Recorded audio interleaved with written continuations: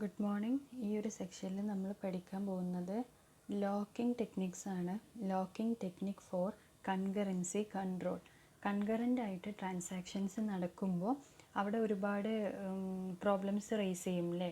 അപ്പോൾ concurrent problems raise ചെയ്യും, concurrency problems raise ചെയ്യും. അപ്പോൾ ആ പ്രോബ്ലംസിനൊക്കെ ഓവർകം ചെയ്യാൻ വേണ്ടിയിട്ട് നമ്മൾ എന്ത് യൂസ് ചെയ്യും? ലോക്കിംഗ് ടെക്നിക്ക് യൂസ് ചെയ്യും. അപ്പോൾ അതിനെക്കുറിച്ചാണ് നമ്മൾ ഈ ഒരു സെക്ഷനിൽ പഠിക്കാൻ പോകുന്നത്. അപ്പോൾ ഒരു മൾട്ടി പ്രോഗ്രാമിംഗ് എൻവിറോൺമെൻറ്റിൽ മൾട്ടിപ്പിൾ ട്രാൻസാക്ഷൻസ് സൈമുൾട്ടേനിയസ് ആയിട്ട് എക്സിക്യൂട്ട് ചെയ്യും എന്നൊക്കെ നമ്മൾ കഴിഞ്ഞ ക്ലാസ്സിലൊക്കെ പഠിച്ചു. അപ്പോൾ അങ്ങനെ സൈമുൾട്ടേനിയസ് ആയിട്ട് മൾട്ടിപ്പിൾ ട്രാൻസാക്ഷൻസ് നടന്നുകൊണ്ടിരിക്കുമ്പോൾ എന്ത് വരും? അവിടെ കൺകറൻസി പ്രോബ്ലം റേസ് ചെയ്യും. അപ്പോൾ ആ പ്രോബ്ലത്തിന് നമ്മൾ എന്ത് ചെയ്യണം? കൺകറൻസി കൺട്രോൾ മെത്തേഡ്സ് യൂസ് ചെയ്തിട്ട് നമ്മളതിനെ കൺട്രോൾ ചെയ്യണം. അപ്പോൾ അതിന് വേണ്ടിയിട്ട് ഒരുപാട് പ്രോട്ടോകോൾസ് യൂസ് ചെയ്യുന്നുണ്ട്. അതിലൂടെയാണ് നമ്മൾ ഈ ഒരു ട്രാൻസാക്ഷൻ്റെ, ഈ മൾട്ടിപ്പിൾ ട്രാൻസാക്ഷൻ്റെ അറ്റോമിസിറ്റി, ഐസൊലേഷൻ, സീരിയലൈസബിലിറ്റി ഒക്കെ എന്ത് ചെയ്യുന്നത്? എൻഷ്യൂർ ചെയ്യുന്നത്. അതായത് കൺകറൻസി കൺട്രോൾ പ്രോട്ടോകോൾസ് യൂസ് ചെയ്തിട്ടാണ് അറ്റോമിസിറ്റി, ഐസൊലേഷൻ, അതുപോലെ സീരിയലൈസബിലിറ്റി ഒക്കെ എന്ത് ചെയ്യുന്നത്? നമ്മൾ എൻഷ്യൂർ ചെയ്യുന്നത്. അപ്പോൾ ഇവിടെ നമ്മൾ പഠിക്കുന്നത് കൺകറൻസി കൺട്രോൾ പ്രോട്ടോകോൾസ് ആണ്. അപ്പോൾ ഈ കൺകറൻസി കൺട്രോൾ പ്രോട്ടോകോൾസിനെ മെയിനായിട്ട് രണ്ട് കാറ്റഗറീസ് ആയിട്ട് ഡിവൈഡ് ചെയ്തിട്ടുണ്ട്. ഒന്ന് ലോക്ക് ബേസ്ഡ് പ്രോട്ടോകോൾസും രണ്ടാമത്തേത് ടൈം സ്റ്റാമ്പ് ബേസ്ഡ് പ്രോട്ടോകോൾസും. Lock based protocols and timestamp based protocols. അപ്പോൾ നമുക്ക് ഓരോന്ന് എന്താണെന്ന് പഠിക്കാം. അപ്പോൾ ലോക്ക് ബേസ്ഡ് പ്രോട്ടോകോൾസ് എന്ന് പറഞ്ഞാൽ എന്താണ്? രണ്ട് തരം ലോക്കാണ് ഈ ഒരു മെത്തേഡിൽ യൂസ് ചെയ്യുന്നത്. അപ്പോൾ രണ്ട് തരം ലോക്കാണ് മെയിനായിട്ടുള്ളത്. അപ്പോൾ ലോക്ക് ബേസ്ഡ് പ്രോട്ടോകോൾസിൽ ഫസ്റ്റ് മനസ്സിലാക്കേണ്ടത് ഏതൊരു ട്രാൻസാക്ഷൻ നടക്കുമ്പോഴും അതിൽ ഒരു ഡാറ്റ ഐറ്റത്തിന് ഏതെങ്കിലും തരത്തിലുള്ള ഒരു ലോക്ക് ഉണ്ടായിരിക്കും.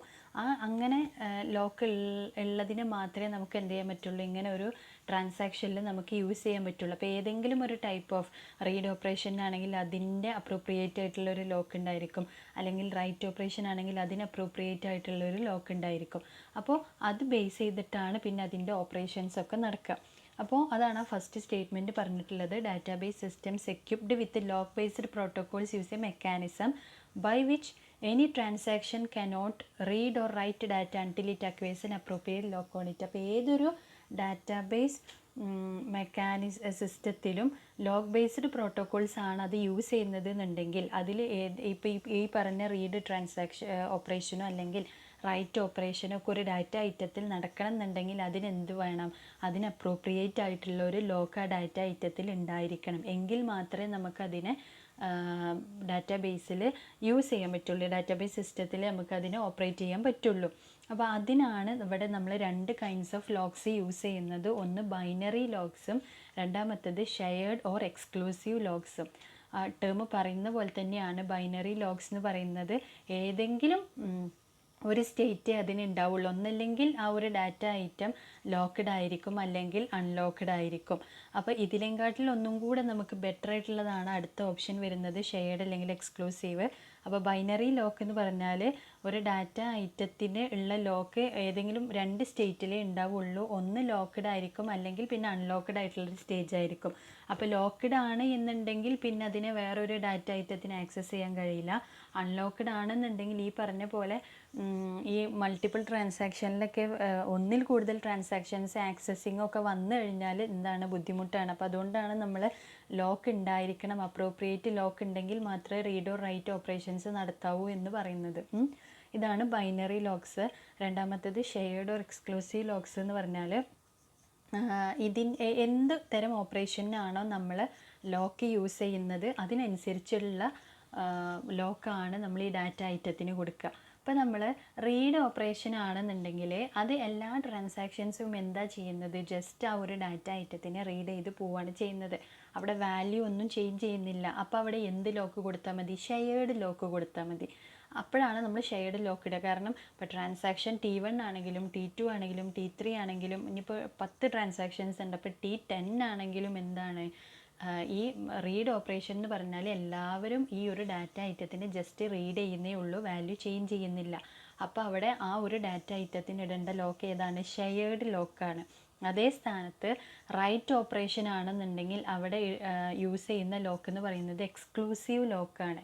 അതായത് ഒരു സമയത്ത് ആ ഡാറ്റ ഐറ്റത്തിന് ഒരു ട്രാൻസാക്ഷന് മാത്രം ആക്സസ് ചെയ്യാൻ പറ്റുന്ന രീതിയിലുള്ള ലോക്കിനെയാണ് എക്സ്ക്ലൂസീവ് ലോക്ക് എന്ന് പറയുക. Allowing more than one transaction to write on the same data item would lead to database inconsistency. ഒന്നിലേറെ ട്രാൻസാക്ഷൻസ് ഒരു ഡാറ്റ ഐറ്റത്തിനെ എന്ത് ചെയ്യാണ്, റൈറ്റ് ചെയ്യാൻ വേണ്ടിയിട്ട് ശ്രമിക്കുകയാണെന്നുണ്ടെങ്കിൽ അവിടെ എന്ത് വരും, ഡാറ്റാബേസ് ഇൻകൺസിസ്റ്റൻസി വരും അല്ലേ. അപ്പോൾ ആരാണോ ഈ ഒരു റൈറ്റ് ഓപ്പറേഷന് വേണ്ടിയിട്ട് ഡാറ്റ ഐറ്റത്തിനെ ലോക്ക് ചെയ്തിട്ടുള്ളത് അവർ മാത്രമേ ആ ഒരു സമയത്ത് ആ ഒരു ഡാറ്റ ഐറ്റത്തിനെ യൂസ് ചെയ്യുള്ളൂ. അപ്പോൾ ആ ഒരു ടൈപ്പ് ഓഫ് ലോക്കിനെയാണ് എക്സ്ക്ലൂസീവ് ലോക്ക് എന്ന് പറയുക. അപ്പോൾ എക്സ്ക്ലൂസീവ് ലോക്ക് യൂസ് ചെയ്യുന്നത് റൈറ്റ് ഓപ്പറേഷനിലാണ്. അതായത് ആ ഒരു ട്രാൻസാക്ഷന് മാത്രം ആ ഒരു റൈറ്റ് ഓപ്പറേഷൻ അറ്റ് എ ടൈമിൽ നടത്താനുള്ള രീതിയിൽ, വേറെ ഒരു ട്രാൻസാക്ഷനും അതിൻ്റെ ഇടയിൽ ഇൻകൺസിസ്റ്റൻസി വരാൻ വേണ്ടിയിട്ട് ആ ഒരു ഡാറ്റ ഐറ്റത്തിന് അപ്പോൾ ആക്സസ് ചെയ്യാൻ കഴിയില്ല. കാരണം അവിടെ എക്സ്ക്ലൂസീവ് ലോക്ക് ചെയ്ത് വെച്ചിട്ടുണ്ട്. ഷെയർഡ് ലോക്ക് എന്ന് പറയുമ്പോൾ അത് എല്ലാ ട്രാൻസാക്ഷനും ഷെയർ ചെയ്ത് യൂസ് ചെയ്യാനാണ്. കാരണം അത് റീഡ് ഓപ്പറേഷനിലാണ് എന്ത് ചെയ്യുന്നത്, യൂസ് ചെയ്യുന്നത്. ഇങ്ങനെ രണ്ട് തരം ലോക്കാണ് ഉള്ളത്, ബൈനറി ലോക്സും ഷെയർഡ് ഓർ എക്സ്ക്ലൂസീവ് ലോക്കും. അപ്പോൾ ഇനി നമുക്ക് ലോക്ക് പ്രോട്ടോക്കോൾസിൽ വർക്ക് ചെയ്യുന്ന മെയിനായിട്ട് 4 ലോക്ക് പ്രോട്ടോക്കോൾസാണ് ഉള്ളത്. ഒന്ന് സിംപ്ലിസ്റ്റിക് ലോക്ക് പ്രോട്ടോക്കോൾ, പിന്നെ pre claiming lock protocol, 2 phase locking 2PL, 2 ഫേസിൽ തന്നെ സ്ട്രിക്റ്റ് 2 ഫേസ് ലോക്കിംഗ്, അങ്ങനെ 4 എണ്ണമാണ് നമുക്കുള്ളത്. 2 ഫേസിൻ്റെ ഭാഗമായിട്ട് വരുന്നതാണ് സ്ട്രിക്റ്റ് 2 ഫേസ് ലോക്കിംഗ്. അപ്പോൾ ഏതൊക്കെയാണ്, simplistic lock protocol, pre claiming lock protocol, 2 phase locking 2PL protocol, strict 2 phase locking. ഈ സ്ട്രിക്റ്റ് 2 ഫേസിൻ്റെ വാരിയൻസ് ആയിട്ട് വേറെ 2 എണ്ണം കൂടെ നമ്മൾ പഠിക്കുന്നുണ്ട്, കൺസർവേറ്റീവ് 2PL അല്ലെങ്കിൽ റിഗറസ് 2PL എന്ന് പറഞ്ഞിട്ട്. അപ്പോൾ ഇങ്ങനെ മെയിനായിട്ട് 4 എണ്ണമാണുള്ളത്. അപ്പോൾ ഫസ്റ്റത്തെ നോക്കാം, simplistic lock protocol. Simplistic lock protocol എന്താ, allow transactions to obtain a lock on every object before a write operation is performed. Simple concept എന്താണ്, ഏതൊരു ട്രാൻസാക്ഷനിലും റൈറ്റ് ഓപ്പറേഷൻ പെർഫോം ചെയ്യുന്നതിന് മുന്നേ ആ ഒരു ഡാറ്റ ഐറ്റത്തിന് എന്ത് ചെയ്തിരിക്കണം, ലോക്ക് ചെയ്തിരിക്കണം. ആ ഒരു പ്രോട്ടോക്കോളാണ് സിംപ്ലിസ്റ്റിക് ലോക്ക് പ്രോട്ടോക്കോൾ എന്ന് പറയാം. ഈ റൈറ്റ് ഓപ്പറേഷൻ കഴിഞ്ഞാൽ നമുക്ക് എന്ത് ചെയ്യാൻ പറ്റും, ഈ ഡാറ്റ ഐറ്റത്തിനെ അൺലോക്ക് ചെയ്യാം, പിന്നെ വേറെ ട്രാൻസാക്ഷന് യൂസ് ചെയ്യാം. സിമ്പിൾ കൺസെപ്റ്റാണ്. എന്താണ്, ഏതൊരു ട്രാൻസാക്ഷനിലും റൈറ്റ് ഓപ്പറേഷൻ പെർഫോം ചെയ്യുന്നതിന് മുന്നേ ആ ഒരു ഡാറ്റ ഐറ്റത്തിനെ ലോക്ക് ചെയ്യണം. ആ അതിനെ ലോക്ക് ചെയ്തതിന് ശേഷം മാത്രമേ നമ്മൾ എന്ത് ചെയ്യാൻ പാടുള്ളൂ, റൈറ്റ് ഓപ്പറേഷൻ പെർഫോം ചെയ്യാൻ പാടുള്ളൂ. കാരണം ആ ഒരു റൈറ്റ് ഓപ്പറേഷൻ നടക്കുമ്പോൾ വേറൊരു ട്രാൻസാക്ഷനും അതിനെ ആക്സസ് ചെയ്യാൻ പാടില്ല. ഈ ഒരു ടൈപ്പ് ഓഫ് പ്രോട്ടോക്കോളിന് പറയുന്നതാണ് simplistic lock protocol. Write operation എപ്പോഴാണോ തീരുന്നത് അതോടുകൂടി ആ ഒരു ഡാറ്റ ഐറ്റത്തിനെ നമ്മൾ എന്ത് ചെയ്യും, അൺലോക്ക് ചെയ്യും, പിന്നെ വേറെ ട്രാൻസാക്ഷന് അതിനെ യൂസ് ചെയ്യാം. അപ്പോൾ ഇതാണ് സിംപ്ലിസ്റ്റിക് ലോക്ക് പ്രോട്ടോക്കോൾ. ഇനി അടുത്തത് pre claiming lock protocol. Pre claiming lock protocol എന്ന് പറഞ്ഞാൽ, പ്രീ ക്ലെയിമിംഗ് എന്ന് പറഞ്ഞാൽ എന്താ, മുന്നേ ഇവാലുവേറ്റ് ചെയ്യുക എന്നുള്ള മീനിങ് ആണ് അല്ലേ. അപ്പോൾ evaluate their operations and create of data items on which they need locks. അപ്പോൾ നമ്മൾ ട്രാൻസാക്ഷൻ തുടങ്ങുന്നതിന് മുന്നേ തന്നെ എന്തെല്ലാം ഓപ്പറേഷൻസ് ആണ് ഈ ഒരു ട്രാൻസാക്ഷനിൽ വരാനുള്ളത് എന്നൊന്ന് ഇവാലുവേറ്റ് ചെയ്യുക. എന്നിട്ട് എന്ത് ചെയ്യുക, നമ്മൾ ഈ ഒരു ലിസ്റ്റ് ഉണ്ടാക്കുക. ആ ലിസ്റ്റിൽ ഏതൊക്കെ ഡാറ്റ ഐറ്റത്തിനാണ് ലോക്ക് വേണ്ടത് എന്നുള്ളത് നമ്മൾ ലിസ്റ്റ് ഔട്ട് ചെയ്യുക. അപ്പോൾ എക്സിക്യൂഷൻ ഇനീഷ്യേറ്റ് ചെയ്യുന്നതിന് മുന്നേ തന്നെ ലോക്ക് വേണ്ടതിനൊക്കെ എന്ത് ചെയ്യാം, നമ്മൾ മുൻകൂറായിട്ട് റിക്വസ്റ്റ് ചെയ്യണം. The transaction request the system for all the locks it needs before hand. അപ്പോൾ ആ ഒരു എക്സിക്യൂഷൻ ഇനീഷ്യേറ്റ് ചെയ്യുന്നതിന് മുന്നേ തന്നെ ട്രാൻസാക്ഷന് ഏതൊക്കെ ഡാറ്റ ഐറ്റത്തിനാണോ ലോക്ക് വേണ്ടത് അതൊക്കെ എന്ത് ചെയ്യും, സിസ്റ്റത്തിനോട് റിക്വസ്റ്റ് ചെയ്യും. അപ്പോൾ എല്ലാ ലോക്സും ഗ്രാൻഡ് ചെയ്താൽ എക്സിക്യൂഷൻ സ്റ്റാർട്ട് ചെയ്യും. എപ്പോഴാണ് എക്സിക്യൂഷൻ എൻഡ് ആവുന്നത് അപ്പോൾ എല്ലാ ലോക്സിനെയും എന്ത് ചെയ്യും, റിലീസ് ചെയ്യും. ഇപ്പോൾ ലോക്സ് ഒന്നും ഗ്രാൻഡ് ചെയ്തിട്ടില്ല എന്ന് വിചാരിക്കാം. നമ്മൾ മുന്നേ ട്രാൻസാക്ഷൻ എല്ലാ ലോക്സിന് വേണ്ടിയിട്ട് റിക്വസ്റ്റ് ചെയ്തിട്ടുണ്ടല്ലോ. അപ്പോൾ എല്ലാ ലോക്സും ഗ്രാൻഡ് ചെയ്തിട്ടില്ല എന്നുണ്ടെങ്കിൽ ട്രാൻസാക്ഷൻ എന്ത് ചെയ്യും, റോൾ ബാക്ക് ചെയ്യും, പിന്നെ വെയിറ്റ് ചെയ്യും. അപ്പോൾ ഏതുവരെ, ലോക്സ് എല്ലാം ഗ്രാൻഡ് ആവോളം വെയിറ്റ് ചെയ്യും. അപ്പോൾ ഇതാണ് ഒരു പ്രീ ക്ലെയിമിംഗ് ലോക്ക് പ്രോട്ടോക്കോളിൻ്റെ വർക്കിംഗ് എന്ന് പറയുന്നത്.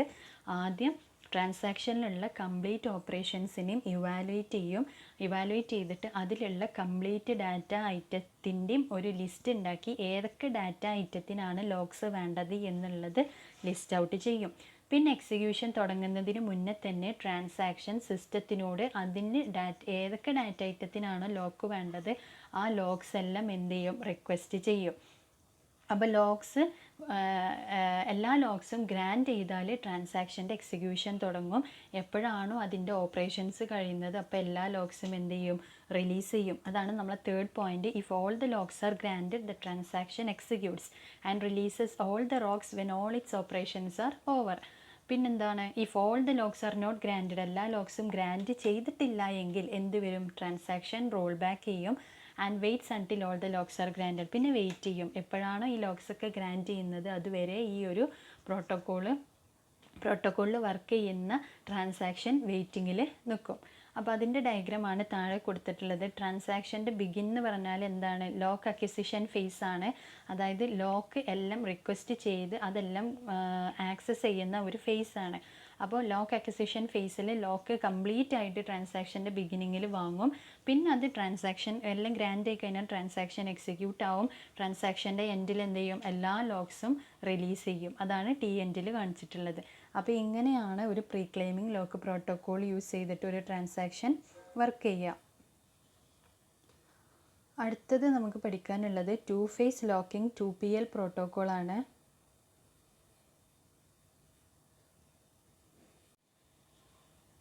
അപ്പോൾ നമുക്ക് 2 ഫേസ് ലോക്കിംഗ് 2PL എന്താണെന്ന് നോക്കാം. ഈ ഒരു പ്രോട്ടോക്കോൾ യൂസ് ചെയ്യുമ്പോൾ ട്രാൻസാക്ഷനെ 3 പാർട്സ് ആക്കിയിട്ടാണ് ഡിവൈഡ് ചെയ്തിട്ടുള്ളത്. ഫസ്റ്റ് പാർട്ട് എന്ന് പറയുന്നത് ട്രാൻസാക്ഷൻ്റെ സ്റ്റാർട്ടിംഗ് പാർട്ട്.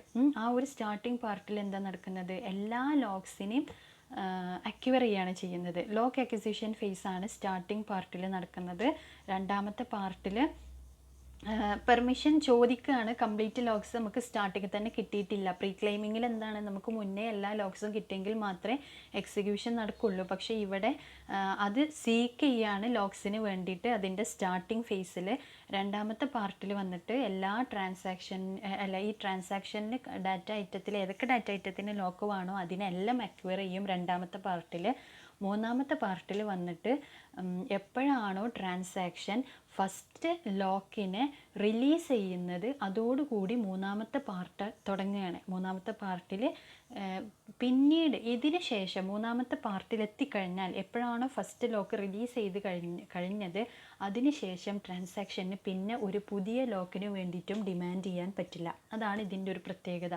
പിന്നെ അങ്ങോട്ട് ലോക്കിൻ്റെ റിലീസിങ് മാത്രമേ പോസിബിൾ ആയിട്ടുള്ളൂ. ഇതാണ് അതിൻ്റെ ഒരു ഓവറോൾ ലുക്ക്. ഞാൻ ഒന്നും കൂടി എക്സ്പ്ലെയിൻ ചെയ്തുതരാം. 2 ഫേസ് ലോക്കിംഗ് പ്രോട്ടോക്കോൾ എന്ന് പറഞ്ഞാൽ ഈ ഒരു ട്രാൻസാക്ഷനിലെ എക്സിക്യൂഷൻ ഫേസ് എന്ന് പറയുന്നത് 3 പാർട്സ് ആയിട്ടാണ് വർക്ക് ചെയ്യുന്നത്. ഫസ്റ്റ് പാർട്ട് എന്ന് പറയുന്നത് when the transaction starts executing it seeks permission for the logs it requires. ട്രാൻസാക്ഷൻ്റെ ഇനീഷ്യൽ എക്സിക്യൂഷൻ തുടങ്ങുന്ന ടൈമിൽ ലോഗ്സിന് വേണ്ടിയിട്ടുള്ള എല്ലാ പെർമിഷനും ഇതിങ്ങനെ ചോദിച്ചുകൊണ്ടേയിരിക്കും, റിക്വസ്റ്റ് ചെയ്തുകൊണ്ടേയിരിക്കും. ചിലതൊക്കെ കിട്ടും, പക്ഷെ കംപ്ലീറ്റ് ആയിട്ട് കിട്ടിയിട്ടൊന്നും ഉണ്ടാവില്ല. പക്ഷെ കംപ്ലീറ്റ് ആയിട്ട് കിട്ടിയിട്ട് വേണം എന്നില്ല ഇതിൻ്റെ ഒരു എക്സിക്യൂഷൻ നടക്കാൻ, അതായത് സെക്കൻഡ് പാർട്ടിലേക്ക് പോവാൻ. The second part is where the transaction acquires all the logs.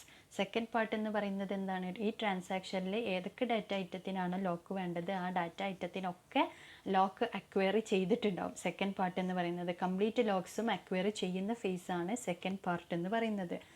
Third part എന്താണ്, as soon as the transaction releases it's first lock. എപ്പോഴാണോ ട്രാൻസാക്ഷൻ്റെ ഫസ്റ്റ് ലോക്ക് റിലീസ് ചെയ്യുന്നത് അവിടെ തുടങ്ങും അതിൻ്റെ third part. In this phase, the transaction cannot demand any new logs, it only releases the acquired logs.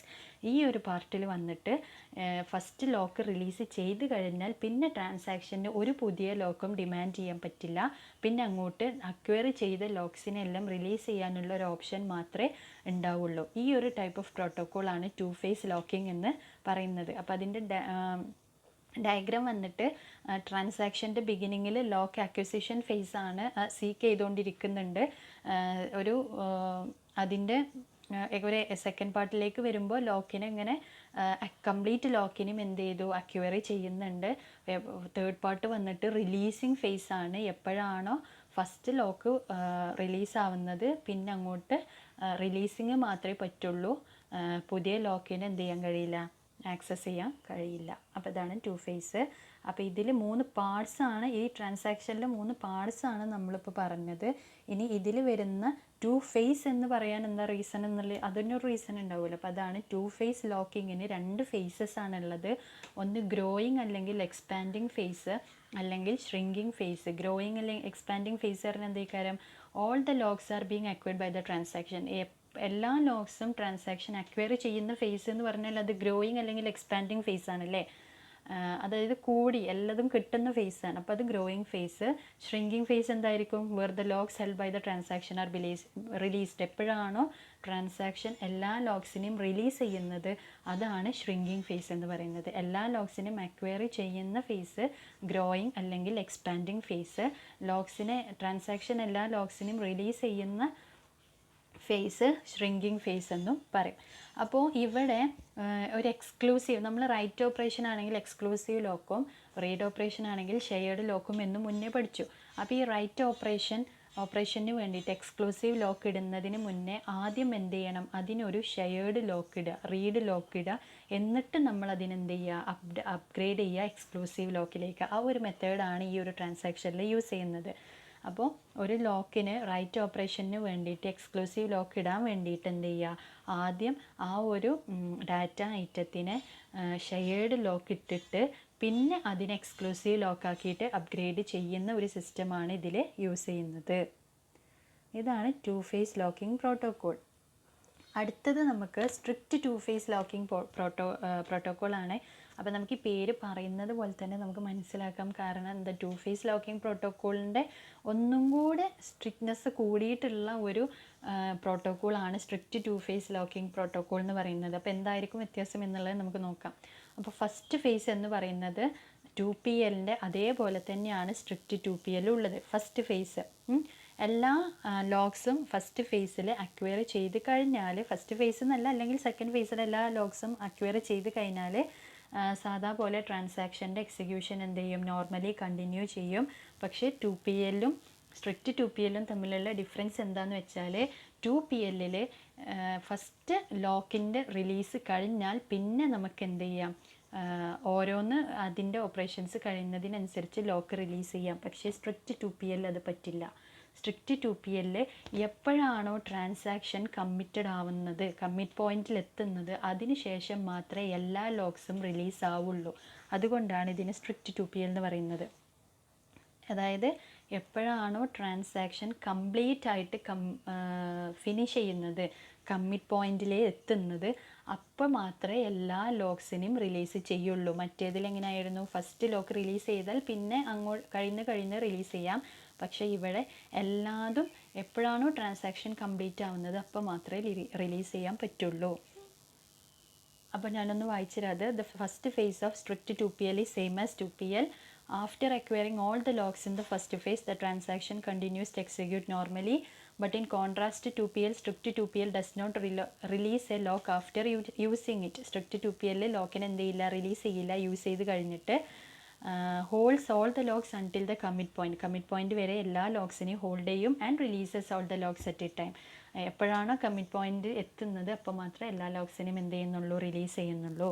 Strict 2PL does not have cascading abort as 2PL does. അത് വേറൊരു difference പറഞ്ഞതാണ്. 2PL cascading about പറ്റും, പക്ഷേ strict 2PL cascading അബൌട്ടിങ് പറ്റൂല. Cascading ഒക്കെ നമ്മൾ കഴിഞ്ഞ സെക്ഷനിൽ പഠിച്ചിരുന്നു.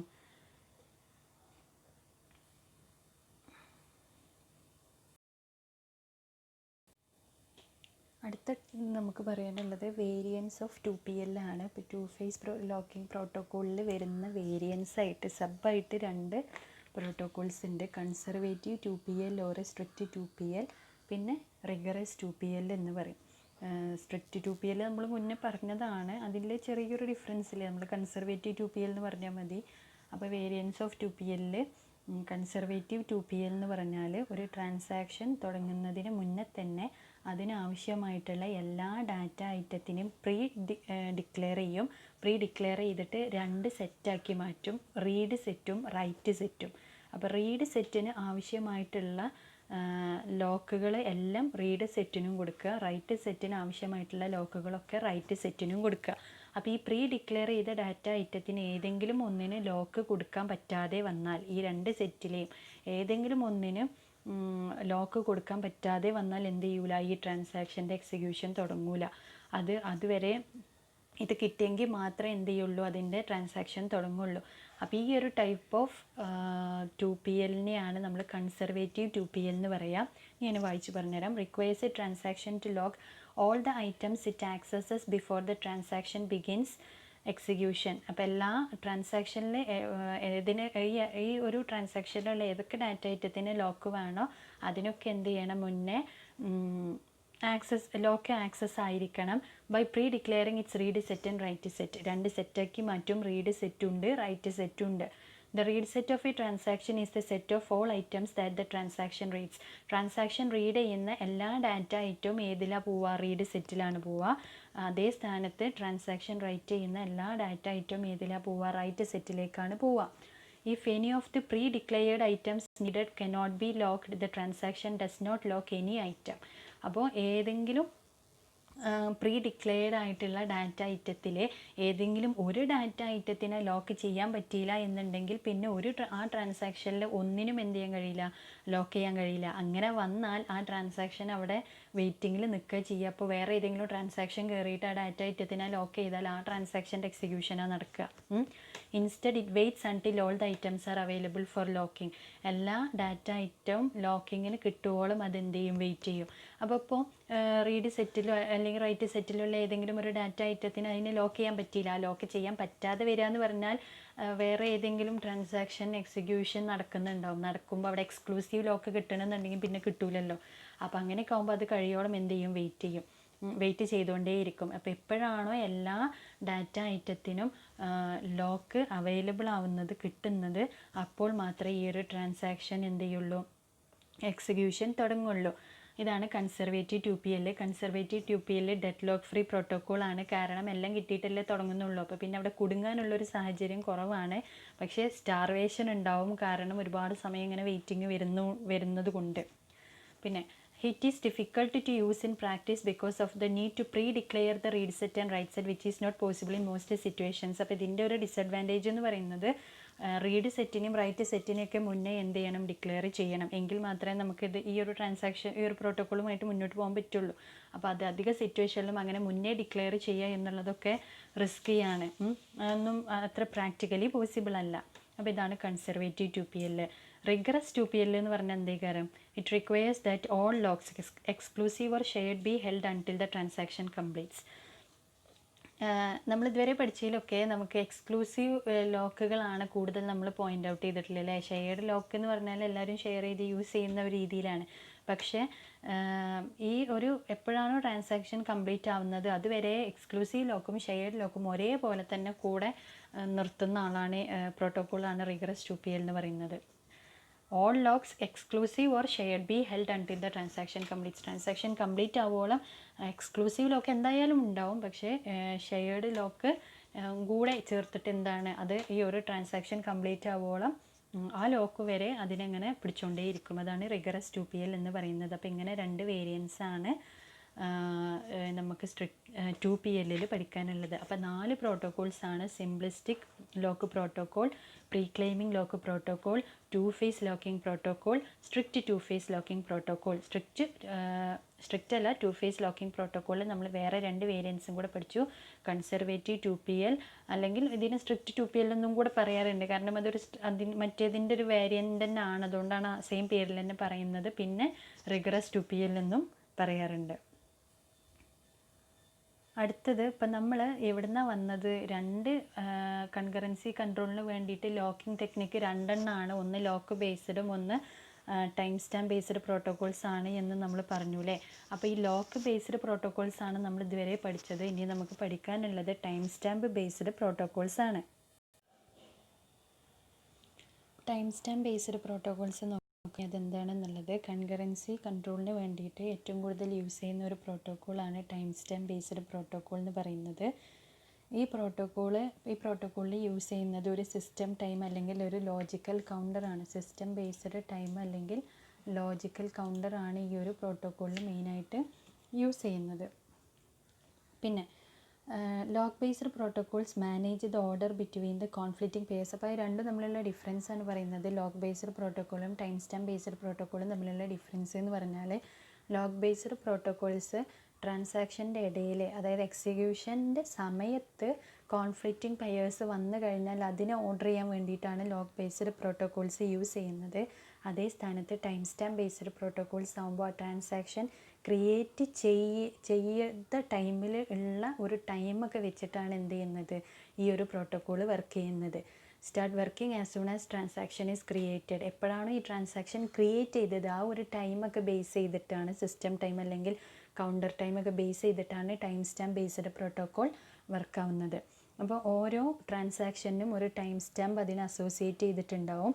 അതിൻ്റെ ഒരു ഏജ് വെച്ചിട്ടാണ് ഏതാണ് ആദ്യം എക്സിക്യൂട്ട് ചെയ്യേണ്ടത് എന്നുള്ളതൊക്കെ തീരുമാനിക്കുന്നത്. അപ്പോൾ ഇവിടെ നമുക്ക് എക്സാമ്പിളായിട്ട് ഇപ്പോൾ ഒന്ന് പറഞ്ഞിട്ടുണ്ട്, ഒരു ട്രാൻസാക്ഷൻ ക്രിയേറ്റ് ചെയ്ത ക്ലോക്ക് ടൈം എന്ന് പറയുന്നത് 0002 ക്ലോക്ക് ടൈമിലാണ്. അപ്പോൾ അതിന് ശേഷം വരുന്ന ഏതൊരു ട്രാൻസാക്ഷൻ ആണെങ്കിലും അതൊക്കെ യങ്ങറായിരിക്കും, അതിന് ശേഷം വന്നത് ഇതന്നെ ആയിരിക്കും എന്ത്, ഓൾഡർ എന്ന് പറയുന്നത്. അപ്പോൾ അതിന് ശേഷം വൈ എന്നുള്ളൊരു ട്രാൻസാക്ഷൻ വരികയാണ്, അതിൻ്റെ സിസ്റ്റം ടൈം എന്ന് പറയുന്നത് 0004 ആണ്. അതിനർത്ഥം മറ്റേതിനെക്കാട്ടിലും 2 സെക്കൻഡ്സ് യങ്ങറാണെന്ന്. അപ്പോൾ പ്രയോറിറ്റി ആർക്കാണ് പോകേണ്ടത്, ഓൾഡർ വണ്ണിനാണ്. ആരാണോ ആദ്യം വന്നത് അവർക്കാണ് അതിൻ്റെ പ്രയോറിറ്റി പോവുക. അപ്പോൾ ഇങ്ങനെ ഈ ട്രാൻസാക്ഷൻ ക്രിയേറ്റ് ചെയ്ത ഏജ് വെച്ചിട്ട് അതിൻ്റെ അസോസിയേറ്റ് ചെയ്ത ടൈം സ്റ്റാമ്പ് വെച്ചിട്ട് അതിന് ട്രാൻസാക്ഷൻ എക്സിക്യൂട്ട് ചെയ്യുന്നതാണ് ടൈം സ്റ്റാമ്പ് ബേസ്ഡ് പ്രോട്ടോകോൾസ് എന്ന് പറയുന്നത്. അപ്പോൾ ഓരോ ഡാറ്റ ഐറ്റത്തിനും എന്തുണ്ടാവും, അതിൻ്റെ ഒരു അതിലുള്ള ഡാറ്റ ഐറ്റത്തിന് ഒരു റീഡ് ചെയ്തത് എപ്പോഴാണ് എന്നുള്ളൊരു ടൈം സ്റ്റാമ്പ് ഉണ്ടാവും, റൈറ്റ് ചെയ്തത് എപ്പോഴാണ് എന്നുള്ള ടൈം സ്റ്റാമ്പ് ഉണ്ടാവും. അപ്പോൾ ലേറ്റസ്റ്റ് ആയിട്ടുള്ള റീഡ് റൈറ്റ് ടൈം സ്റ്റാമ്പൊക്കെ അസോസിയേറ്റ് ചെയ്ത് ഓരോ ഡാറ്റ ഐറ്റത്തിനും ഉണ്ടാവും. അതുകൊണ്ട് തന്നെ സിസ്റ്റത്തിൽ എപ്പോഴാണ് ലാസ്റ്റ് റൈറ്റ് ഓപ്പറേഷൻ നടത്തിയത് അല്ലെങ്കിൽ എപ്പോഴാണ് റീഡ് ഓപ്പറേഷൻ നടത്തിയത് എന്നുള്ളതൊക്കെ കറക്റ്റായിട്ട് മനസ്സിലാക്കാൻ പറ്റും